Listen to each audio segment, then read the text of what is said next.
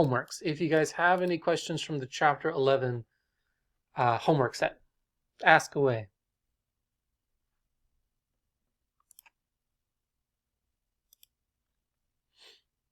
I have one. Okay. 11.1, 11.2, number 13.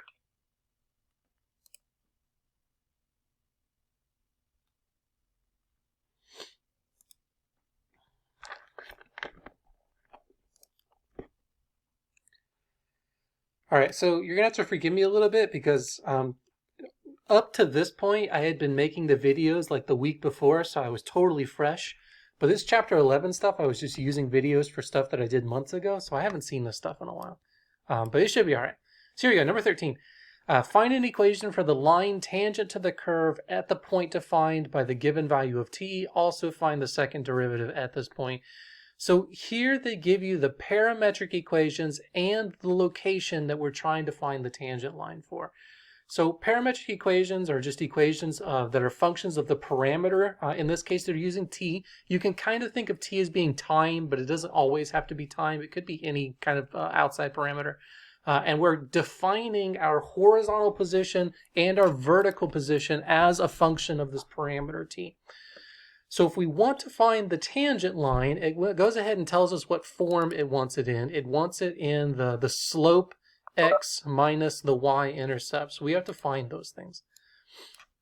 Okay, so let me just kind of copy over our parametric equations. X is 1 over t plus 1. Y is t over t minus 1. And we're at the location t equals 2. So if we want to find the slope of the tangent line, the slope of the tangent line just comes from the derivative.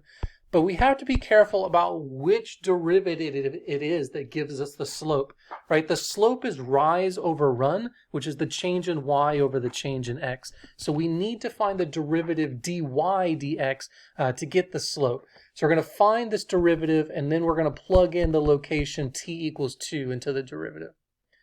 All right. So if you watch the videos or if you've read through the book, you should have found the formula for the derivative dy dx in terms of these parameterizations. And I'm pretty sure this is off of memory, but it's dy dt divided by dx dt. Okay, so all we have to do is to take the derivative of each of our parameterizations and then just take the ratio of that with respect to t. The problem here is that the derivatives of these can get kind of ugly. So the numerator is going to be the derivative of y with respect to t, which unfortunately means we're going to have to do a quotient rule derivative here. So it's going to be the bottom, t minus 1, times the derivative of the top. The derivative of t is 1. It's going to be minus the top times the derivative of the bottom divided by the bottom squared. Okay, now that's just the numerator of my derivative. The denominator of the derivative is the derivative of x with respect to t. We can do this one however we want. We could do a quotient rule here as well.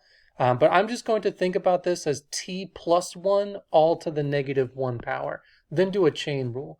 So we're going to bring down the negative 1, leave the inside alone, take 1 away from the exponent. And then the derivative of the inside is just 1, but we could ignore that. All right, now we need to clean this up because it looks awful. Cleaning up this numerator, we're going to have a t minus 1 and then a minus t. These t's are going to end up canceling each other out. We're just going to have a negative 1 up top over t minus 1 squared. In the denominator, we kind of have the same thing. I'm going to rewrite this a little bit by bringing this to the denominator. So it's going to be negative 1 over t minus 1 squared. And hopefully you can kind of see what's going to happen here is that these two things should cancel out. That's very strange that happened, but I don't know. It looked like it did. Or I did my math wrong. When you took the derivative of x, shouldn't it have been e plus 1? I took the derivative of x. Oh, you're right. That's what it was. Okay, so I copied it wrong. Yeah, it's not t minus 1 to the negative 2. It's t plus 1 to the negative 2. So they're not just going to cancel out here. Okay, that looks a little bit better. So now we have the top fraction. negative 1 over t minus 1 squared divided by the bottom fraction, negative 1 over t plus 1 squared. So just simplifying this down, what I would do is to take the top fraction and multiply it by the reciprocal of the bottom.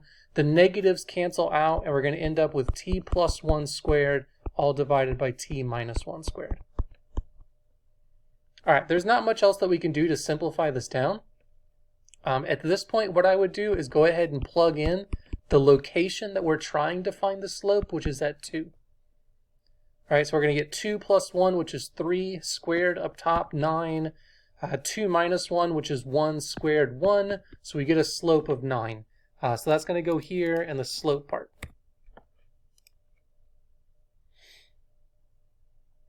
Okay, cool.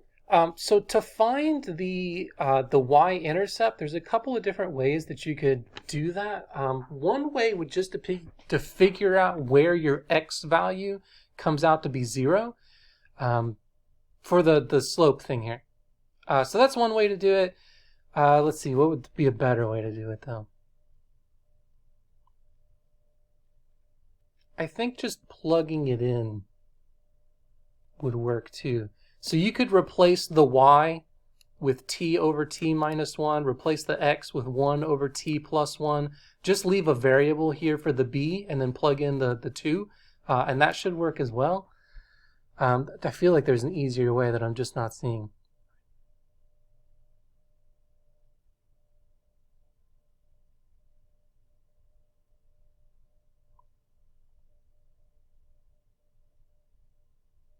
Yeah, I think just plugging in the point is going to work here. So let's just plug in the point. By plugging in the point, what I'm talking about is going between the parameterization and the point itself. So if they give you the location is 2, we can find the actual point at 2 by plugging that into the parameter formulas here. So I can figure out what the ordered pair is, the location of the graph when the parameter is 2. So we're just going to plug in t to be 2. I'm going to get 1/3 for x, and then just 2 over 1, or 2, for the y. Then we're going to replace the x and the y in the formula with a placeholder here for the y-intercept. So we have y equals 9x. Let's just write that as plus b. Replacing the y with 2, replacing the x with 1/3, we can solve for the b. Oops, it's a plus. So it looks like I get b is negative 1. So just replacing it over here, y equals 9x, and this is going to be minus 1. Cool. All right, so did that part make sense? Did everybody see what I was doing here with plugging t to be 2 into the parameterizations to get the location of where we're trying to find the tangent point? And then once we plug that location into our placeholder equation here, it allows us to solve for the y-intercept, the thing that we were missing. Is that part all right? Yes. All right, so then the last part, which is probably the more difficult part, is finding the second derivative. So again, if you watch the videos or look through the book, there's a formula for the second derivative when you have parametric equations. The second derivative is dy prime dt divided by dx dt. So when we're talking about the y prime here, we're talking about the slope that we had found in the previous part. Not the slope just at the location 2, but the slope everywhere. So y prime was this thing, which means that dy prime dt is the derivative of this with respect to t. So the numerator of the second derivative is going to be the derivative of the slope derivative here with respect to t. So we're going to have to do the quotient rule, bottom derivative of the top minus top derivative of the bottom, and this one's going to get really ugly. So it's going to be the bottom, which was t minus 1 squared, times the derivative of the top, which is a chain rule, 2t plus 1, minus the top, t plus 1 squared, times the derivative of the bottom, which would be 2t minus 1. all divided by the bottom squared, which was t minus 1, and that's going to be to the fourth. That's just the numerator. The denominator is another dx dt. And we had found that way before. Dx dt was just this part here, that negative t plus 1 to the negative 2.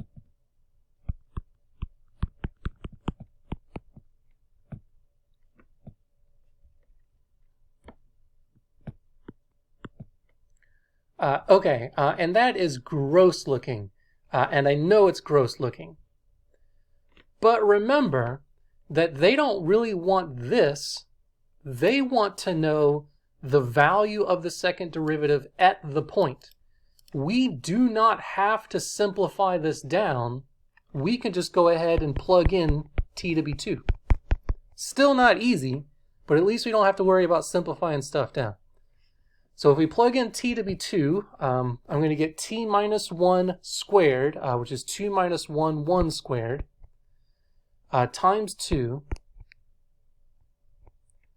times t plus 1, which is 3, minus t plus 1 squared, so 3 squared, times 2, times t minus 1, all divided by t minus 1, which is 1 to the fourth, divided by negative 3 to the negative 2.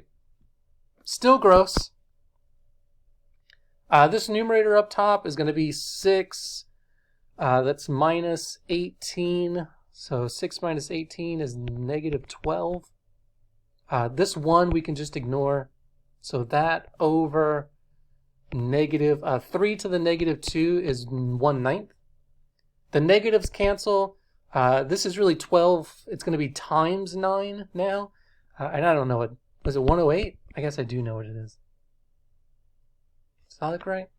Let's see if I did that right in my head.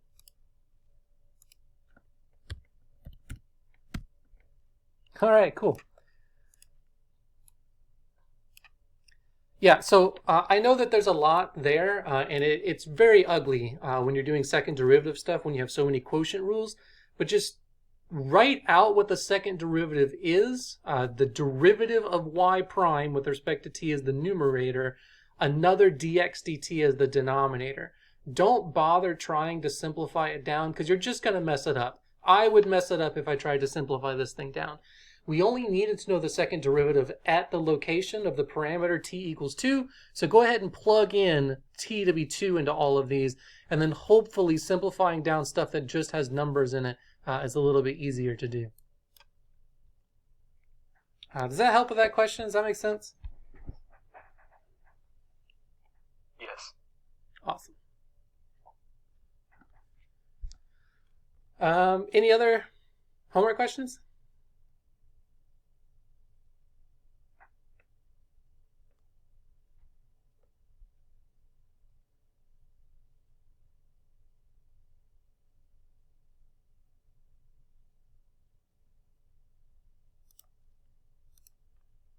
Four. I'm assuming of the same set here.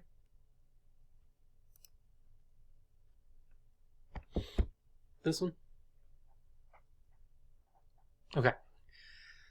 So the parametric equations and parameter intervals for the motion of a particle in the xy plane are given below.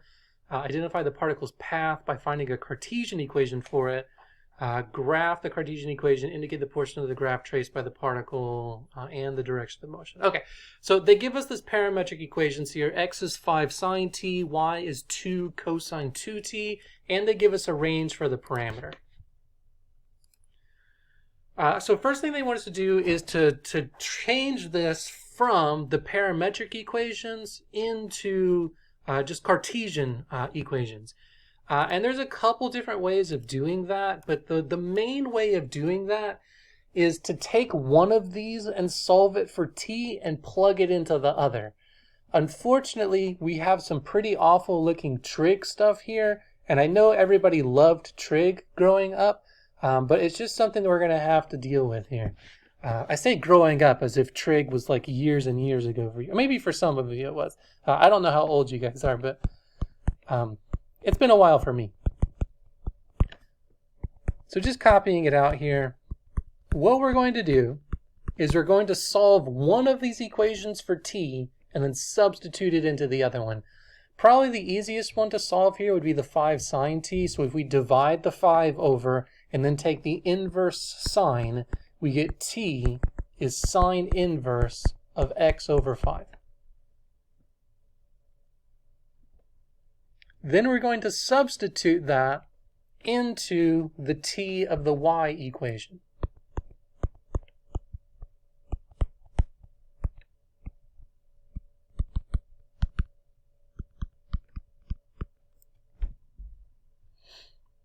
And it still looks awful. I think, this is a total guess, I think if you just type it in just like that, it'll still count it right. So you could try that if you really want to, but we could simplify that down. Simplifying that down is not going to be really easy. You have to use a lot of trig identities to do it. So I'll just show you it real quick how to do it, but just know that I'm almost certain if you type that into here, you'll get the right thing. And then you can just use your calculator to figure out what the graph of this is going to look like. So real quick, the way that we would do this is first we have this sine inverse of x to the 5th. So those of you that have taken trig somewhat recently will probably recognize this. We're going to set sine inverse x over 5 equal to some angle, just a generic angle. Then take the sine of the other side and get sine of theta is x over 5. Okay, now what we're going to do is we're going to draw a triangle where sine of one of the angles is going to be the opposite over the hypotenuse, x over 5. Then we could use Pythagorean theorem to find the missing leg. It would be the square root 25 minus x squared if we did that. The point of doing this is now we have a triangle for this angle theta, and if I substitute theta back into the original equation, we get 2 cosine of 2 theta. This is just replacing the sine inverse x over 5 with the theta. Cosine of 2 theta we have identities for. This is the double angle for cosine, which I don't remember what they are off the top of my head, of course. We could Google, I guess. So let's see. Double angle identity for cosine.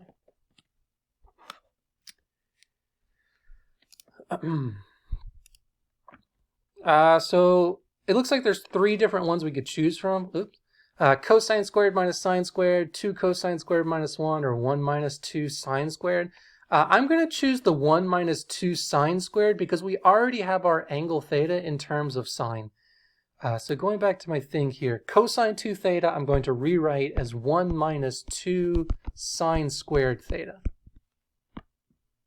Then I could just replace theta with or sine theta, sorry, with the x over 5. So we're going to get 2, 1 minus 2, and then it's going to be x over 5 squared. And then cleaning this up, distributing the 2 and kind of fiddling with it a little bit.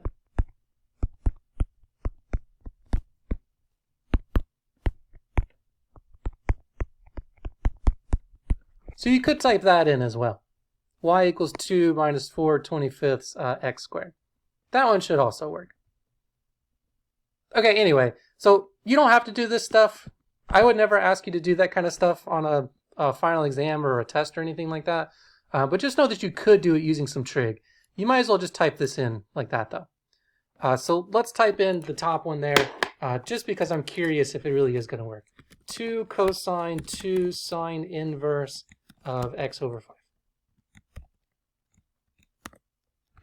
Okay, great. It does work.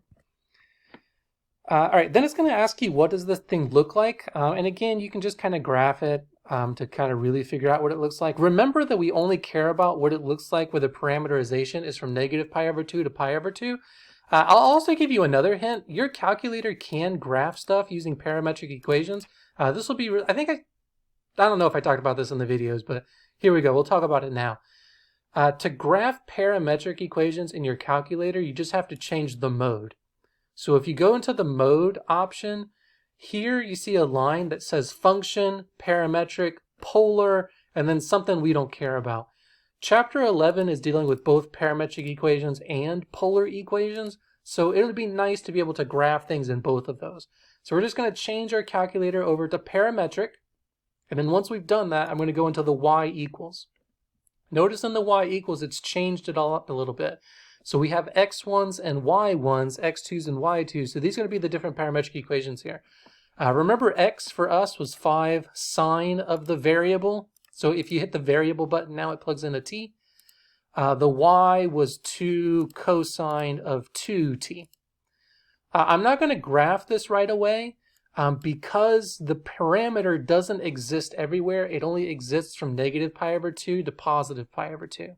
So I'm going to go into the window now, and you see we have a t minimum and a t maximum. So we're going to go ahead and put the t minimum to be negative pi over 2, and then the t maximum to be positive pi over 2.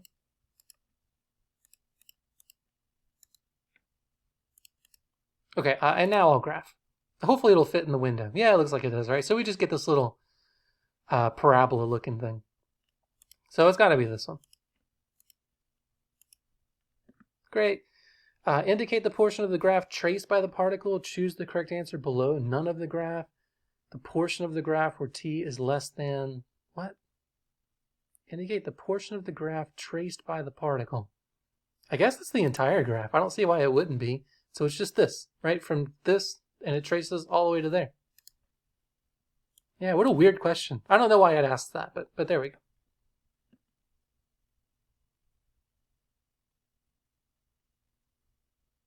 I guess sometimes you will have graphs that extend farther than where your parameter endpoints are. We just happen to have our parameter endpoints be the start and end location of our graph, though. So we did force it to be that, though. I don't know. Anyway, that's a silly question. The last part is. The rest of the question is very cool. I like the rest of the question. Did that help with that one? Does that make sense how to finish that answer going from parametric to Cartesian? Okay, cool. And I hope that you guys knew about this graph thing, how cool your calculator can be. There's all kinds of cool stuff that you can do in parametric and polar form. One thing I really like to do is to graph what's called a rose. I don't really remember how to do it, though. Is it just sine of 5 theta? I don't feel like that's it. Oh, it is it. I want to put a number out in front. Like a 6. Oops. So if you change your graph over to polar form, and then just graph these cool things, like here we have like a little rose. I can put more stars on it too if I change this number out in front, like if I wanted 10 leaves. Oops. So 10 inside of the sign, 10 theta, and graph. Now we get 10 leaves. It looks really ugly. The reason it looks so ugly is because of the step size. So we can make our step size of theta be a little bit smaller. So those like computer geeks out there, if you know what I'm doing, it's just making it so the graph actually plots more points. So there you go, a little, I don't know what that is, a daffodil looking thing. Sunflower, maybe.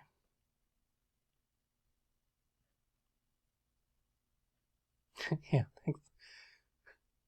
There's other cool stuff that you can do too. I think one of the sections in the book kind of has some of these graphs. One of them's like this butt looking thing, or heart, I guess. Maybe it's like There's this. There's a section in the trig book for 171, 172 that has all those. Yeah. I don't remember what it is. Yeah, it did.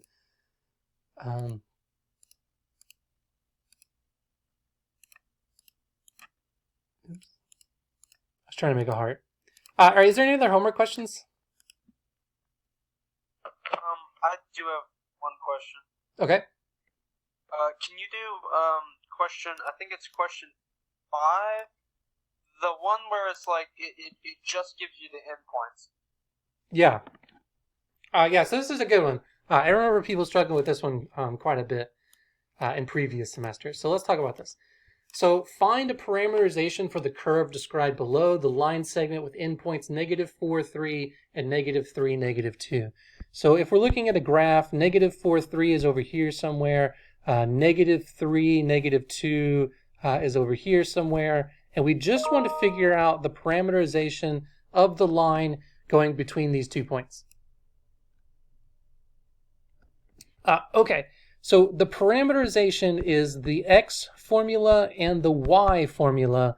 And then it tells you what it wants the endpoints of the parameterization to be from 0 to 1. In other words, if I plug 0 in, I should be at the first point. If I plug 1 in, I should be at the second point. The way you want to do this is you want to think of slope stuff, but in the individual directions. So as I move from this point up here, let me label it. So this was -4, 3, to this point down here, -3, -2. As I move from this top point to this bottom point, my x needs to go from -4 to -3. The way it's going to do that is it's going to start at -4 and it's going to increase by 1 as a function of t. Think of this like a slope and an intercept kind of graph, but just for x. So as x goes from -4 to 3 to -3, we're going to start at -4, and as my t goes from 0 to 1, it'll eventually get to -3 when the t is 1. Same thing's going on for the y. For the y, I have to go from +3 down to -2, which means I'm going to start at +3, and it's going to decrease by a total of 5 to get from 3 to -2. So it's going to decrease at a rate of 5t. And same thing here. If I plug t to be 0, I'm going to get 3, the starting. If I plug t to be 1, 3 minus 5 is -2, the end point of the y. And that's it. So that's going to be your parametric equations here. So just to double check, if I plug 0 in for the t's, plugging 0 in, I'm going to get the location -4, +3, which is the start. If I plug 1 in, -4 plus 1 is -3. 3 minus 5 is -2, which is the end point. Cool. So yeah, so that's going to be the parameterization of just this line segment. Okay. Mm-hmm. All right. I think I can get it. Thank you. You're welcome. Also, the rose thing was really cool. I think so too. Thanks.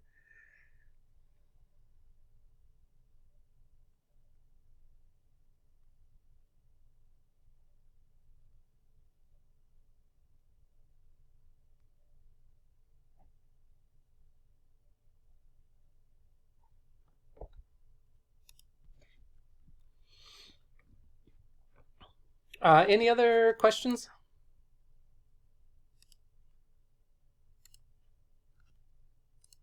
From the homeworks? I do have one more actually. Okay. Can you explain kind of the beginning of, I think it's number 7? Sure. I didn't completely understand the diagram thing. Find a parameterization for the line segment joining 0, 5 to 15, 0 using the angle theta. Yeah, so what this one's doing is instead of finding the parameterization as like a function of time, we're finding it as a function of theta instead. It's still kind of the same setup, it's just going to be a little bit more complicated. So we still want functions x and y. We want x to be, when I plug theta in, it gives me the x coordinate starting at 15, going to 0 as an x coordinate. If I plug theta into the y value, it's going to be starting at 0 for the y value and going up to 5. And it has to go like along this line. So this one is a little bit weird, but the way you want to think about this one is think about it as a right triangle. So we're starting at 15, 0. We're going up to the point 0.5 this direction along the line. If I'm at the location here, let's say, I'm going to have a variable theta. And that is going to give me a right triangle as I go back down to the x-axis. And this right triangle is going to have a x coordinate and a y coordinate to the right triangle. In fact, what we would get from that is tangent of theta. Right, so tangent of theta is going to be the y value, the opposite, over the x value, the adjacent. Or you can think of it like vertical over horizontal. We want this to equal out to be the slope of our line here, but not like the slope itself, kind of the you'll see. So this is one way of doing it, and I think this is the way that the homeworks do this. Oh, they don't even have like a view and example. So they kind of do it this way. Tangent of theta is going to be the y value over the x value. All right, so just to play around with a little bit more, because I'm not 100% sure that this is the way it's going to work out. Let's keep going. So what we would do is we would multiply the x value over and get y is equal to tangent of theta times x.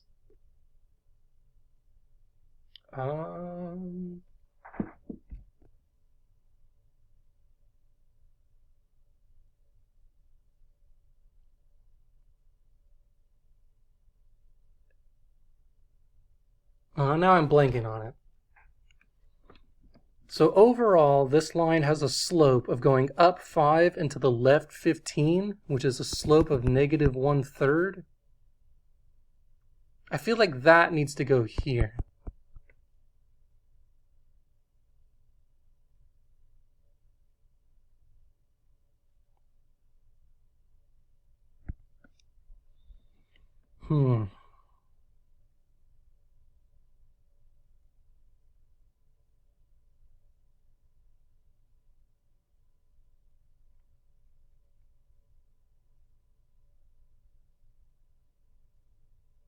I'll have to think about this one. I don't remember off the top of my head. I know there's a trick to doing this one, and I cannot remember.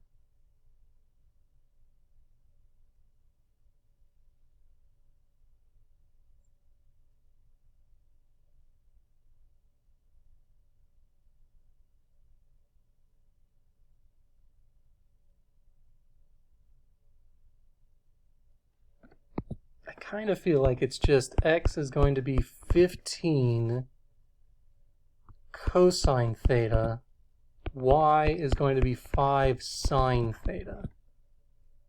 Because if I plug 0 in, so the angle 0 is where we're starting. If I plug 0 in, cosine of 0 is 1, and that's going to give me 15. And then if I plug 0 in for the theta, sine of theta is 0, which gives us 0. And then if I plug pi over 2, which is the top part, the end location, cosine of pi over 2 is 0, and then sine of pi over 2 is going to be the 5. So I kind of feel like that's right, but I would hate to just tell you what the answer is without talking about it more. So hopefully this doesn't work, and we can talk about it different ways. Yeah, it didn't work. Okay. So sorry, I don't have the answer for this one. Just give me a day and I'll think about it and I'll work on it when I'm not pressured to do so, when I have some time. And then if you're in the meeting Thursday, I'll get back to you. Otherwise, I'll just kind of write something up and email it out to everybody, the explanation of how to get this one. All right.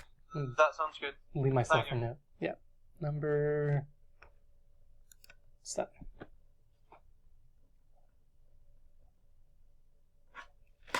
Okay. So we still got some time. Is there any other ones from the chapter 11?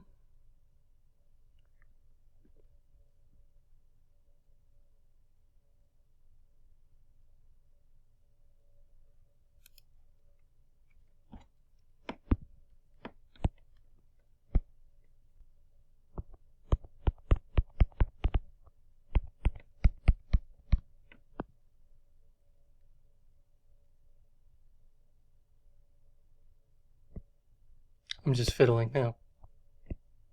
Feel free to interrupt me. Any other questions from the chapter 11 homeworks?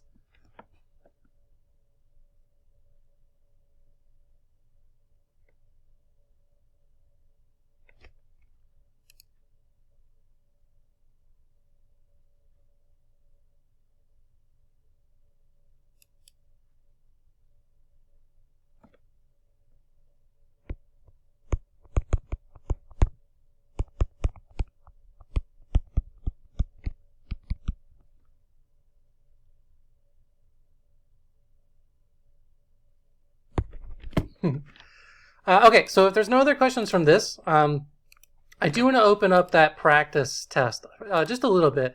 It is very long. It's not a practice test, so this practice homework assignment. So there's 73 questions in this. I don't expect you guys to do all 73 questions. Remember, it's not worth a grade anyway. But what I would like you to get out of this is just to start looking through it. And then if you see a question that you're unsure about, try that one. If you feel pretty confident about a question, don't bother trying to work your way through it. Don't waste time on stuff that you feel like you already know how to do. If you read through a question and you're not quite sure how to start it, that's the type of question that you should really focus on and work on. So what I'm going to do is I'm just going to do a random number generator real quick between 1 and 73, and we'll work on a couple of these.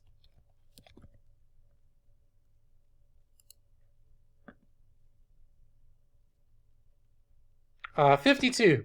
So let's look at problem 52. We'll do a few of these. On Thursday, we can do some more of these as well. And if you guys have specific questions from this, we could look at those. So let's just try and power through a few of these. For this first one here, find the sum of the series n equals 0 to infinity, negative 1 to the n, 5 over 8n. Remember that anytime it's asking you to find the sum, not just if it converges or diverges, it's geometric. So this is a geometric series, and with geometric series, we have to find the a and the r value. You have two different ways of doing it. You could write out the first few terms of this, or you could rewrite it in the format for geometric series. That format, when you're starting at 0, is a r to the n. The 5 in my example over here is going to be just the constant value that we're going to stick out in front. That's going to end up being the a. The negative 1 is to the n and the 8 is to the n. So I'm going to go ahead and combine those as negative 1/8 all to the n, which means my a is 5 and my r is negative 1/8. Since my r has an absolute value less than 1, this does converge, which is nice. To figure out what it converges to 1 over a over 1 minus r. So 5 over 1 minus negative 1/8. And you just type this on the calculator or do it in your head. So 5 over 9/8, which is 40 over 9. So D.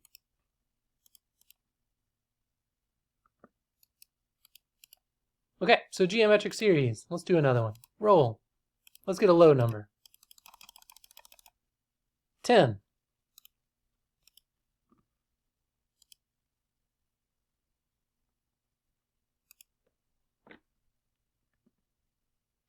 Use the shell method to find the volume of the solid generated by revolving the region bounded by the given curves and the lines about the x-axis. All right, so we're given two equations here. X equals 2y squared and x equals 2 cubed root of y. All right, so we're going to take the region bounded by these curves and revolve that around the x-axis. Graphing these can be hard, right? Because they're functions of y instead of functions of x. So you have two different options here. You could just use something like Desmos to figure out what these graphs are going to look like. Or what you could do is interchange the x and the y values, graph them that way, and then revolve it around the diagonal line. So let's just kind of do that in our head. If this was y equals 2x squared, it would just be a parabola that opens up. But because it's x equals 2y squared, it's going to be a parabola that opens up to the right.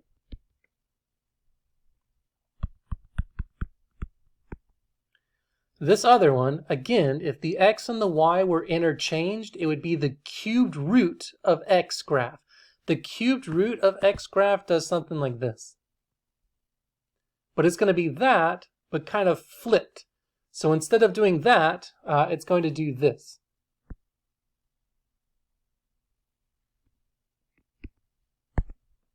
And keep in mind, we're revolving it around, I think I did it wrong now that I think about it. Let me double do that one, or redo that one. So we're revolving it over the diagonal line here. This graph over the diagonal line is going to do this instead. So it's just this tiny little area here that we're worried about. So just to zoom in on that area, I have my parabola that's doing this, and I have the other graph that's doing that. So this is the graph x equals 2y squared. This is the graph x equals 2 cubed root of y.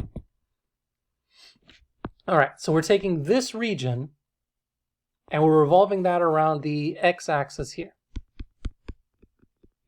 And it says to do the shell method to do that. The shell method has slices that are parallel to your axis of revolution. So if we're revolving it around the x-axis, which is a horizontal axis, I'm going to do horizontal slices. Now we would look up the formula for the shell method, which is the integral of 2 pi, the radius of the shells, times the height of the shells. And it's going to be a function of y because we have horizontal slices that go up and down the y-axis. Okay? The radius is the distance between your slice and your axis of revolution. So it's going to be this distance here. The reason it's that distance, because if I do revolve this slice around the axis of revolution, it creates these cylinders. We want the radius of that cylinder inside of my integral.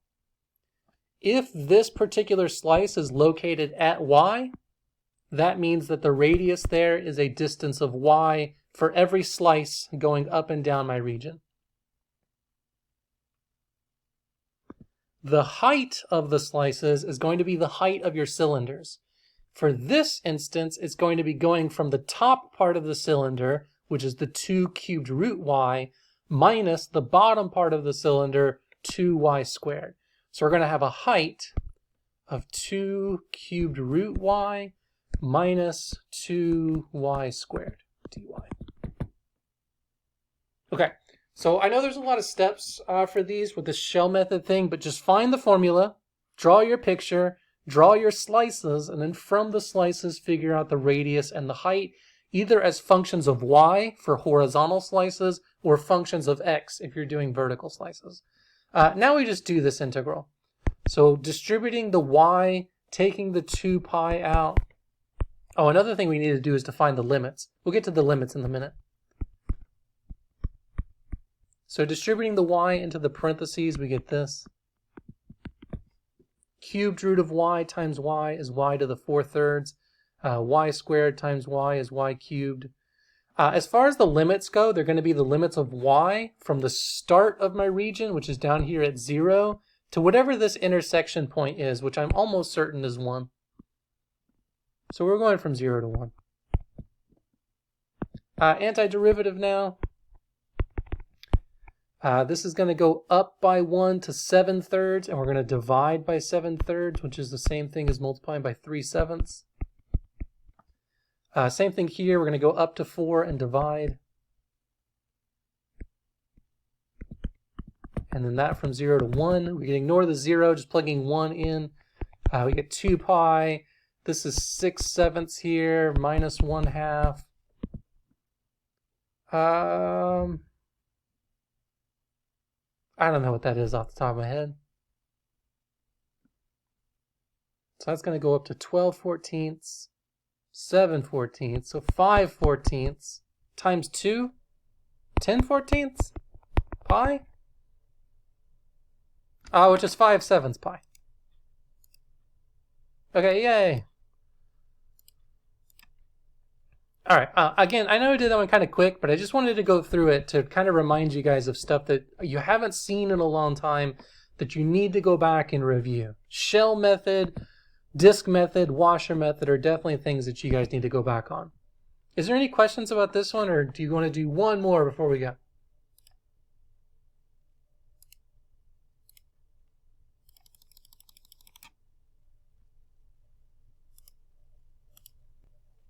All right, 26.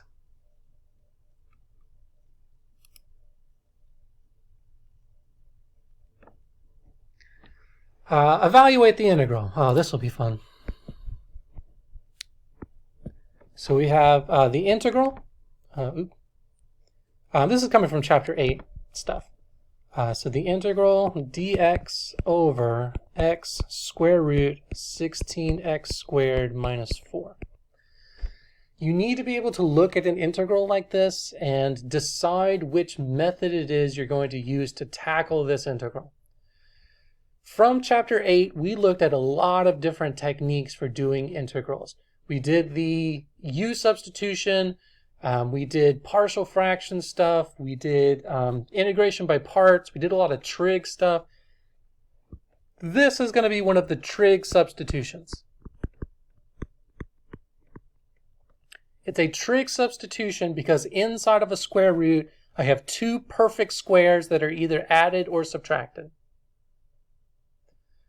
One thing that I'm going to do, because I don't like this 16 being here, is I'm going to go ahead and factor that out. Do I want to do that, actually? Yeah, I'm going to do that. I want to pull this 16 out of the square root, because I don't really like it being there. The square root of 16 being pulled out is a 4. Then it's just going to be the square root of x squared. We have to be a little bit careful here because we pulled a 16 out. So dividing that by 16 is going to be a negative 1/4. I kind of like that a little bit better. That 1/4 here we can pull out as well. Okay, now for the trig substitution part. This you could either just do off of memory or you could draw the right triangle. If my x is in front of a negative sign, that means that has to be the hypotenuse because that's the biggest of all the three sides. Which means that the square root of negative 1/4, which is 1/2, is going to be one of the legs. I don't really know which one it should be yet, so I'm going to put it here. If I do put it here, then I'm going to be doing secant stuff. So I'm going to do secant of that unknown angle is going to be the hypotenuse over the adjacent. Then if I just multiply this 1/2 over, I get 1/2 secant of theta is equal to x, and that's going to be my substitution formula. So if x is 1/2 secant, there's a couple of things we need to know. The first thing we need to know is the differential dx. So dx we get by just taking the derivative of my substitution formula. 1/2 secant theta as a derivative is 1/2 secant theta tangent theta. And then don't forget to plug your d theta at the end of that. The other thing that would be nice to know is what x squared minus 1/4 is, the thing that's inside the square root of the integral. So if I replace x squared with the 1/2 secant theta, I get 1/4 secant squared theta minus 1/4. And if you substitute that all out, that comes up to be 1/4 tangent squared. Okay, now I have everything I need to be able to do the substitution. So now my integral is going to be dx. dx is 1/2 secant theta tangent theta, d theta, all divided by 4 times x, which is 1/2 secant theta, times the square root of x squared minus 1/4, which is 1/4 tangent squared theta. And then hopefully this will simplify down to be something kind of nice. And I think this one simplifies down to be really nice. First off, this secant cancels out with that secant. This tangent theta is going to cancel out with the square root of tangent squared. All of my trig has now canceled out. The only thing I have to worry about are the constants. This 1/2 cancels out with that 1/2. I have a 4 in the denominator, so just a 1/4 floating around. And I have the square root of 1/4 in the denominator, which is 1 over 1/2, which is 2. So really, I'm just integrating over 1/2 d theta, which has antiderivative 1/2 theta plus c. Okay, at this point, we want to get rid of the theta and plug back in x. So back to my substitution formulas, the only way I can solve for theta is in this So I'm going to multiply the 2 over. Secant theta is 2x, and then take the inverse. So secant inverse of 2x is going to be my theta.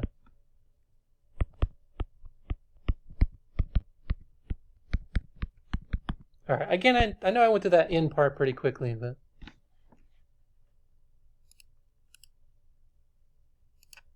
Oops.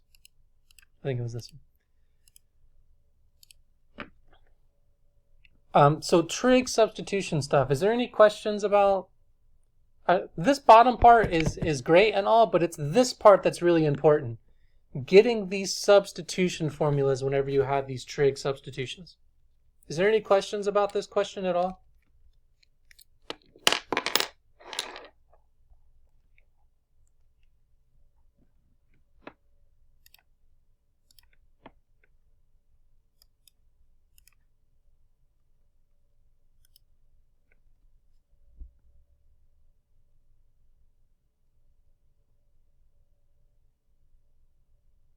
Okay, great. Thursday we'll do more of this. So if you guys want, we'll pretty much just spend the whole time on Thursday just kind of going back and reviewing these old questions, unless you guys have a lot of questions from the Chapter 11 homework. So if you do have questions from the Chapter 11 homework, of course, bring those questions on Thursday. Otherwise, we'll just kind of practice through this some more. So the only stuff you have to worry about this week are going to be the homeworks for Chapter 11, and then, of course, the final exam. Definitely do the homeworks first. You can go back to old tests and old homeworks by looking at the review thing. I would also recommend that you look at that the extra credit assignment and do that, work on that for some extra points. And I think that's kind of all I got for you guys today. Any last questions about anything before we go for the night?